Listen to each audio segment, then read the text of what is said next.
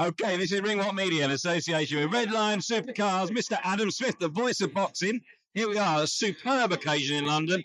What a press conference. Fantastic press conference, wonderful week, cracking night on Saturday, expected not just at the stadium, but also Box Park. They've got every single fighter, it seems like in history, turning up in the afternoon. Then you've got the absolute wonderful set of fights on Saturday night. But I've really enjoyed every night of this week. We've been all around London to some of the most iconic venues. What a beautiful building this is. Unreal, isn't it? Yeah, for the press conference, it is unreal for boxing. It's fantastic. We've been at the Corn Exchange. We've been around with different, but I've never been in here for a boxing press conference. It was a sort of step up in a level, wasn't it? And we got Trafalgar Square for the weigh-in tomorrow. And I'm liking the evening events. It's pretty tiring getting home. You've been bookended both in the morning and the evening, but I tell you what, it's getting us ready for Saturday. It should be a super night. Listen, let's talk a little bit about the undercard quickly. Some really good fights on it. In particular, one I like is Kakachi versus Josh Warrington. I mean, that's two masters going to war, isn't it? I think stylistically that could steal the show. I think it's a fantastic fight. I was up with Josh in his gym the other day. Anthony, I've been a long admirer of. What a wonderful performance he gave against Joe Cordina. Almost like he wouldn't be denied. It was a hat and sue type performance, I thought, from Kakachi that night. He's a lot bigger than Josh. Josh will give it everything. I think it could be a fantastic fight for the fans, that one. But the one I'm really looking forward to is Boatti and Hutchinson. Now, I followed Joshua since the beginning of the amateur days. I knew about Willie from a long, long time ago. Good friend of mine called Shelley Finkel looks after him. And Shelley was involved with Willie, and I couldn't quite work it out. And he was like, you watch this guy fly. Willie Hutchinson is starting to really prove why he was a brilliant amateur and is becoming a very, very good professional. Best win ever against Craig Richards. He predicts it's going to be more of the same against Boatti. All about how both fighters settle in the first third of that fight. Boatti needs a statement performance. Hutchinson's going to be a very, very difficult night's work. That's the fight for me as a trade fan I'm looking forward to most. Do you think Willie's recklessness in the ring might be a little bit of surprise to Josh? It's his recklessness out of the ring. I mean, he's a real character. He's great to have in the sport, Willie Hutchinson, but Joshua's cool. He's calm. He knows he's good. He's got to prove it. And I think sometimes I'm a little bit disappointed because I know what he can do, Boatti. And I think sometimes he's just left maybe the guns in the sling, the pistols in the holder. I think he just needs to let himself go a little bit more. And I think he could be just at some stage give us that dynamic performance that we saw in Rio, that we've hoped for. I do believe he's a world-class fighter. I do think there's a world champion in Joshua Boatti. But Willie Hutchinson really impressed me in Riyadh. And Shelley Finkel is a wily guy. He hangs out with people who win a lot. And, it's a 50-50 fight, maybe slightly towards Boatti, but only like that. And listen, the fairy tale of Tyler Denny. I mean, he's going in against Hamza Shiraz. On paper, Hamza should win that fight. Tyler Denny's got something that not a lot of fighters have, which is heart. It's going to be an amazing matchup. I sat with Tyler 3-4 years ago in Coventry. His career was going nowhere. He was, I think, fighting for an area title fight, maybe River Wilson Bent, one of those sort of, yeah. And it looked like he was going to be domestic level at best. What a great year or two he's had. He's on a roll. He's become European champion. And a bit like Daniel Dubois, who's defending his IBF heavyweight title, he brings the belt into the ring. That's got to give him a huge amount of confidence. Yes, Hamza Shiraz is the golden boy. Yes, he's the darling of Riyadh season. Yes, he's a great guy and a very good fighter. And I think he'll probably come through and become a star. However, Tyler Denny has upset people before.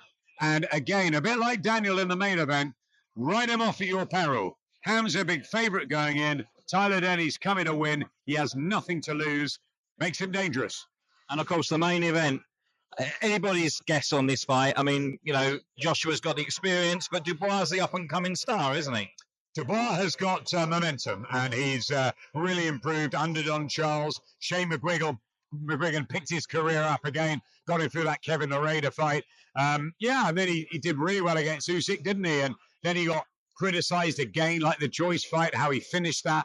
He's come back, bulldoze Jarrell Big Baby Miller, not easy, and then goes and upsets Filip Hrgovic. No one saw that coming, and Yeah, he did get caught with too many punches. I talked to Don Charles a lot about that. Penn Davidson will have been studying the videos as he does.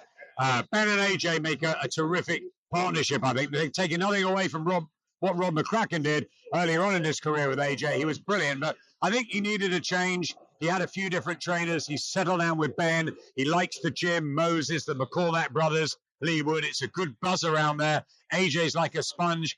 Daniel's, reconnected with Don. Disappointing not to see Don around fight week, but if he's ill, he has to stay away from his fighter. That's a tough choice to make.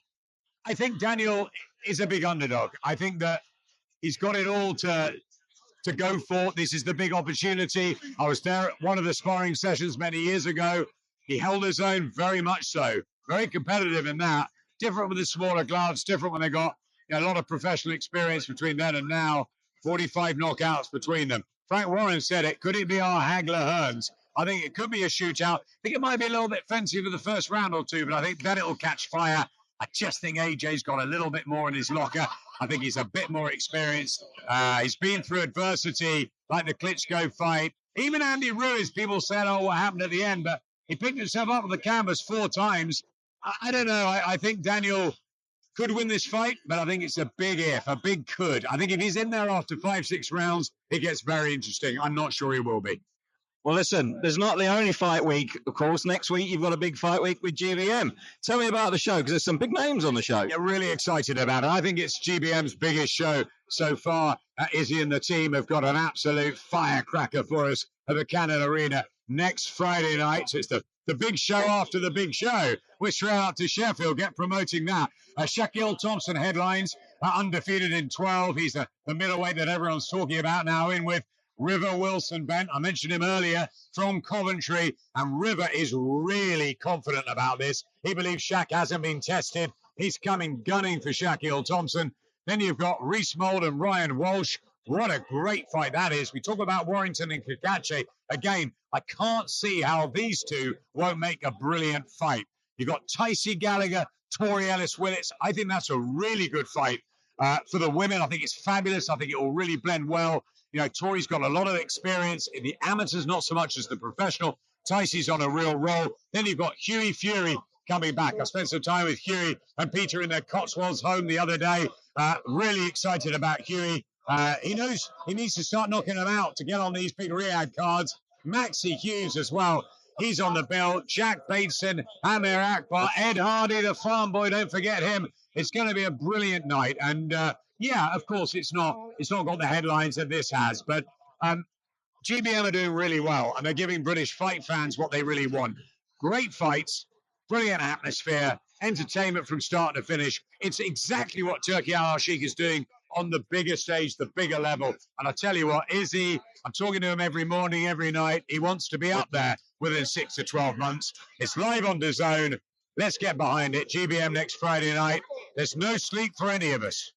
Well, you heard it here first, and get some tickets. I think there's a few still available, isn't there? I don't know. I think you have to get in quick, or it may be sort of barging your way in and trying to prize yourself through past the security on Friday night next week. But I think it's going to be a great fight week. But let's enjoy this one first. There's a big one on Saturday night. It's hopefully going to go down in history. Can AJ become a 3-time heavyweight champion of the world? I think he can. Eddie obviously does. But Daniel Dubois is a very live and dangerous opponent. And I don't like the fact that people are writing him off. Daniel could win this fight. I don't know if he will, but he could.